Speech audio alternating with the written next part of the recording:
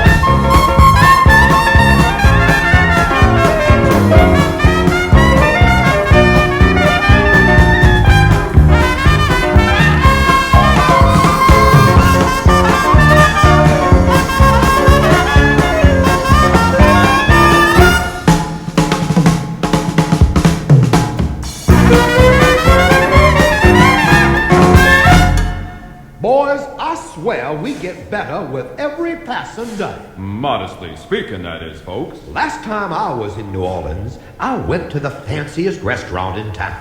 I asked the waiter if they had wild duck.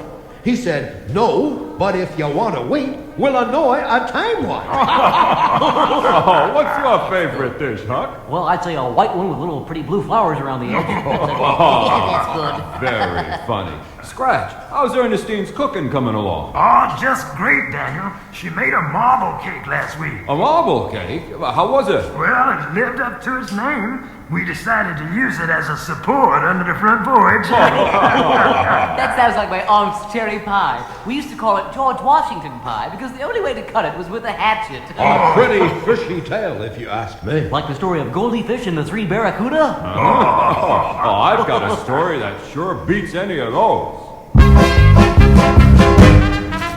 Mr. Smurfy gave a party just about a week ago. Everything was plentiful, the Murphys, they're not slow. They treated us like gentlemen, we tried to act the same. Only for what happened, well, it was an awful shame. When Miss Murphy dished the chowder out, she fainted on the spot. She found a pair of overalls at the bottom of the pot. Tim Nolan, he got ripping mad, his eyes were bulging out. He jumped up on the piano and loudly he did shout, who threw the overalls in Mrs. Murphy's chowder? Nobody spoke, so he shouted all the louder. It's a dirty trick, that's true, I can lick whoever threw the overalls in Mrs. Murphy's chowder. They dragged the pants from out the soup and laid them on the floor. Each man swore upon his life he'd ne'er seen them before. They were plastered up with mortar and were worn out at the knee. They had their many ups and downs as we could plainly see. And when Miss Murphy, she came